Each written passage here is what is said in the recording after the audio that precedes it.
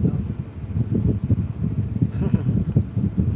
what it is, you guys, it is your girl, Cadillac. Yes, I'm Cadillac Dixon. I'm the Draw My Life Person Wife. I am the legally blind artist that is rapping and painting for justice, hoping, because you got to hold your breath for justice, to see justice before all face to blame. Yes, this your girl, Cadillac. Sorry. All right. Just looking at these little options here on the side. Oh, how do I get back? Let's see. Oh, there it is. Okay, guys. So, yeah, it has been a wild day. I can't even see my face. Hopefully, nothing's on my face because there's always something on my face. I can't see my face in the screen there. But yesterday was crazy. Let me tell you. Okay, so I was gonna tell you the story time about what happened. I hope this is not dark because I don't understand why it looks so. Is that just my screen, or is that really how the? Is that really how it looks? It looks very dark.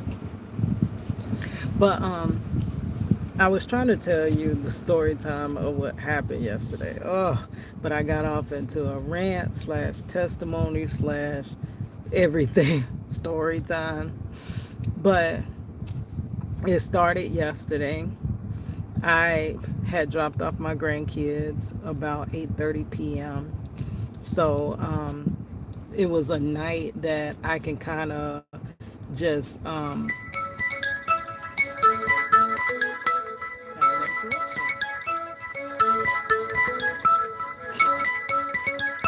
the minute I start talking, how do I put do not disturb on this phone? So, God, it's so challenging. I don't even see the settings right now.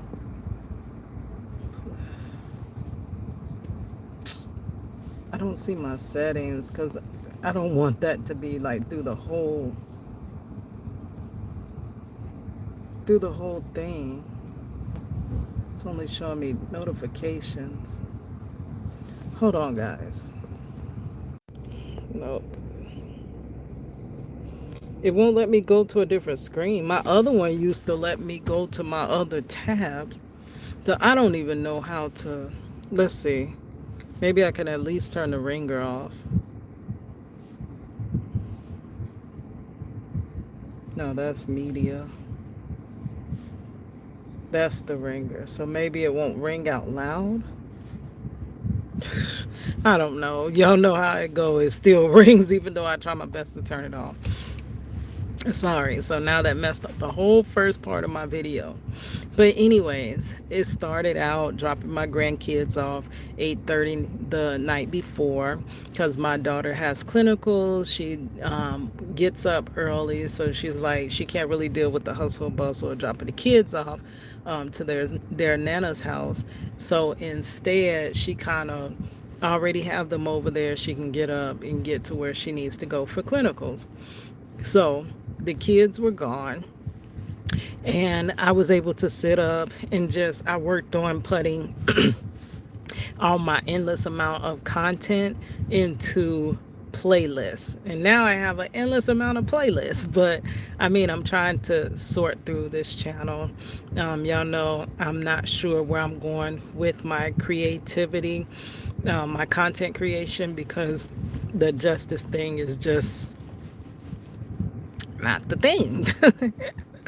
It's something that people want, but people don't really believe in it enough to fight for it for everyone. So it's not really support. I think maybe people do, but you know how the alleged system just makes choices for us and tell us what's popular and what's not. I wish that, girl, It's always something. But you know how the system tells us allegedly what's popular and what's not popular. Like they would say in the music industry, nobody wants to hear positive music. That was not the truth because I want to hear positive music. There were many people back in hip hop times that wanted to hear positive music, and all of a sudden, just because you stop making positive music because you were forced to make stuff that fuels this justice system because it all ties together, then you'd say that people don't want to hear that. Well, now on content, they always allege that people just want to see drama. People just want to see get the juicy tea type stuff and gossip. That's really just a bunch of gossip. They like that type stuff. So if you're doing anything that will edify a community and bring them up out of bondage, allegedly, they do not want to. They say nobody wants to hear that, but they don't want to promote it allegedly because they don't want nobody to hear that. But yeah, so I am kind of struggling with the content with which way it's going to go. So separating out my channel.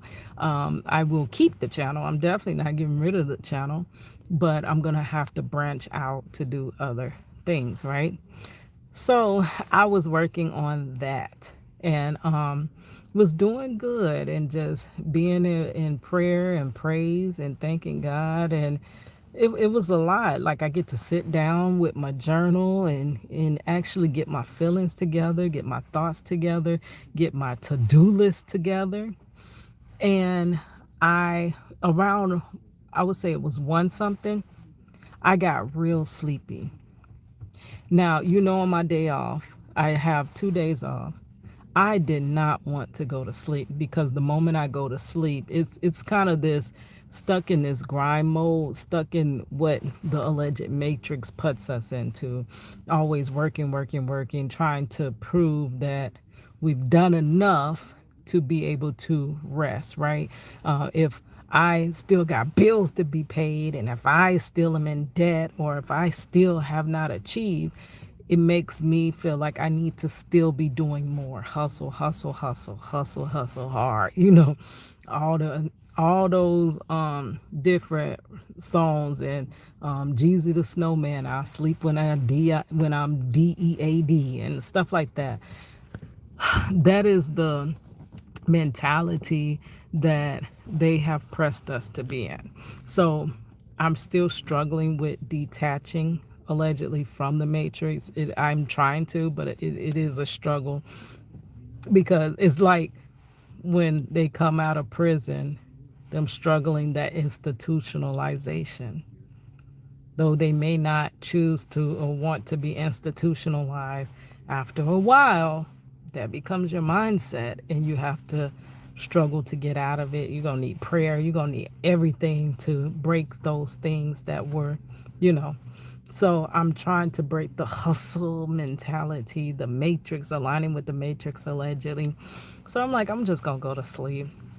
Okay, so I was tired. So instead of fighting my tired, I said, I'll go to bed, but I'm going to set my alarm. Now, my dad had cooked, and I put up the food because I hate to see food wasted because it's so like difficult. People are struggling to eat and stuff like that, struggling to survive. So I definitely don't want to waste no food. So it can't sit out all night. So I was like, I'm gonna put up the food, but I just don't feel like getting up. I'm tired. So I said I'm gonna set my alarm, and I set my alarm to 3 a.m. And then I know I don't hear the first one, so I set the second one to like 3:30 or 3:15 or something like that. I said I'm just gonna get up, put the food up, and then go on back to bed. I didn't get up. You know when I got up? I got up when my daughter was leaving for clinicals. It was somewhere around 5:30-ish. She was leaving for clinicals, and she was like, Mom, and I don't even know how I heard the phone ring because I sleep heavy, because I run myself to fumes. I don't sleep light. When I go to sleep, I be going to bed. So I don't know how I even heard the phone. So I'm like, oh my goodness, like who's calling this time of morning? That also makes you nervous because you like, huh? And then my daughter just left. I get worried about her leaving out at night. I really do be wanting her to physically wake me up before she leaves so that I can see her out the door because you know all the stuff that they got going on. They taking folks allegedly. They doing everything in this world. We need the blood of Jesus. Just plead over us all day, every day. We need him for protection. We can't do this. And just seeing how we get through so many different things without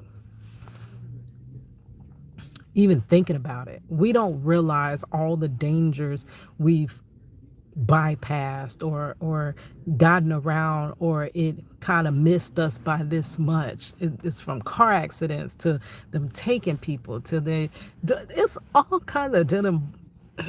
It's so much going on, and you know the stress of everything, the economy, the people just wanting to wild out because things are so crazy. All of it is pressurizing, and the world is just becoming girl. So I don't even know how you can get through this without prayer. But and that's why you pray without ceasing. Like literally, you just cannot. So she calls and my daughter is like, "Ma, where's your car?" Like, it's out front. She's like, "Okay." So I go outside. Now there's two places I park, right? Because it's not a lot of parking spots. There's one that is further back on this side of the residence, and then there's one that's on this side of the residence. I usually park in the one in the front, but then me and my daughter will swap. She'll either park there or there, because it's only really two parking spots available for us, right? So she said, there's a pile of glass in the street. So I'm like, I know my car out there. I definitely know my car out there. So I go out. I look too. I look fro. I'm like, where my car at? Was it moved? And the thing was, my brakes were going out. So I had asked my dad, this is so crazy. I'm going to tell you this one part, but I'm going to have to continue because I got to go with my daughter and the kids. So this is just part one. But what's crazy, last week, my cousin had a kidney transplant. He had a kidney transplant, and he was supposed to come back on Monday, which was yesterday. He was supposed to go back to the place. It's like 2 hours away, and he's far from me. So the issue was that my brakes were not good and one of my headlights went out. So I didn't feel safe driving my car to his residence because I was supposed to ride with him from there to the medical facility for the checkup, right? Because you have to check right back up after he was released from the hospital last week, but they need to make sure that the kidney is functioning correct. Glory be to God. He finally got his kidney transplant. Y'all know when we were trying to raise money because he needed accommodations. We do have a GoFundMe for him coming soon, though, because it is some more issues he's going to have to deal with financially. But, baby, that's a test. I'm going to get him to do his testimony. We can't get out there with him, but we might do it via phone or something, right? Where he can just tell y'all how that went. And then whenever we are able to catch up with him, we'll just follow up with him. But right now in the moment, he has a testimony for y'all. I'm telling you of how God brought healing to him. He has a new kidney. So I was supposed to go with him yesterday. Yeah, I was supposed to go with him the night before that Sunday. But I just didn't feel safe with my car. So I asked my dad, like, can I borrow your car? Because I'm going to go out there and see Mike. And because he just got out the hospital. But he was like, well, I don't have my car right now. So by him saying he didn't have his car, I told my cousin that, I'll see you a little bit later, maybe once my car gets fixed or whatever. So my dad said he would look at my car the next day, which was yesterday, which was Monday. He said he was going to look at my car. So that's why I'm looking around like, oh, maybe he took the car already, or he had the person that was going to look at the car pick up the car. So that was my mentality about it. But the glass in the street my daughter was talking about, I'm like, I know ain't nobody stole my car. Like, that's crazy. So I run and I asked my dad, like, where my car at? He's like, what you mean where your car at? Ain't your car outside? And I said, no, I thought you was having my car fixed. So I thought maybe you took it. But what made me feel weird about it was because I only have one key and I still have the key on me. Because I would have thought he would have woke me up, asked for the key to the car for the car to be worked on or whatever. So he's like, I don't know where your car, girl. And that started a whole morning. Oh my gosh. If I did not have anxiety, baby, I got every feeling of anxiety yesterday. But that's just part one, because we do gotta go. We got some things to take care of. But yeah, they had stole my car. Literally. And it's so crazy. So I went from being nervous about, because everybody was quoting me that getting brakes is probably going to be about $200. And I'm like, oh my God, I don't have $200. So this is where I came from. What am I going to do if I have to take a $200 setback in my check? Like, I'm already struggling, already stressing, and I got to take a $200 setback. Oh, when they say it can get worse? I'm like, are you kidding me? Now I need a whole nother vehicle?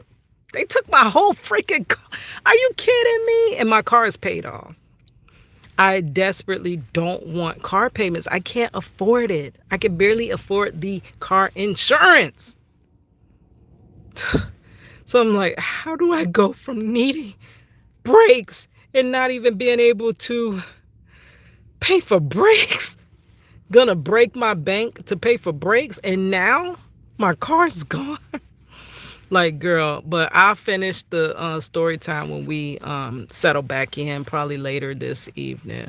But yeah, I mean, even though it's a sucky situation to have your car stolen, and yesterday I watched, basically was on the phone with everybody all day long. Everybody. From the people at the car insurance place to my family to my cousin, trying to see how his appointment went because I wasn't able to go. Oh, that too. That was God. Because I'm going to tell you this part and then I'm going to let you go. That was God that I didn't go with my cousin. Because the plan was because he was saying, now, granted, it could have went two ways, because he was saying, well, why don't you drive your car here before nightfall?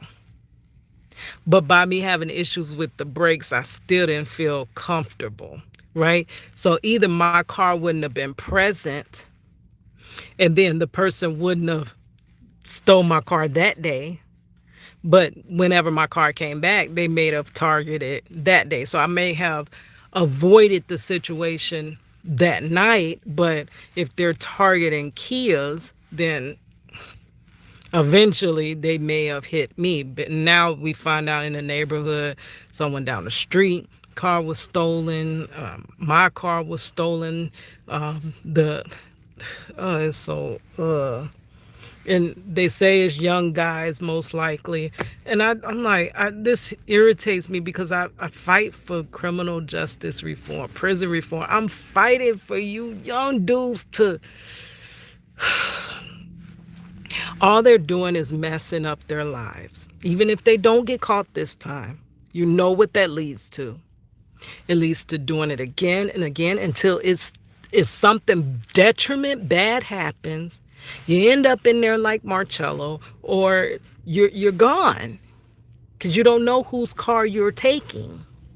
So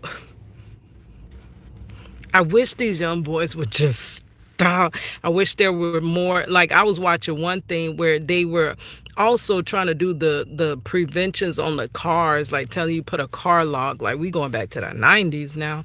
But also they were trying to do diversion programs inside the city for the young boys, giving them recreation, giving them different guidances, and having mentors and stuff like that. That is what's desperately needed, because you have to detour the crime with that. When these guys ain't got nothing to do, this is what they do with their time. They steal middle-aged grandmothers' vehicles that are disabled and barely can work. And just desperately don't need this right at this moment. But so if I had drove my dad's car, that car still would have been there. They still would have took it, and I would have been far, far from home to even be able to. How would I have handled? We wouldn't even knew that the car was gone until much later. And then what if they had just thought I left? They may not have known that because that's what my daughter thought. She thought that I did go with my cousin, that I had changed my mind, did go with my cousin. But the pile of glass is what was like, no, this don't seem right. So all in all, I think God's hand is in this somewhere. And as I tell you the rest of the story, all right, guys, it's your girl Cadillac. Hold on, what is that?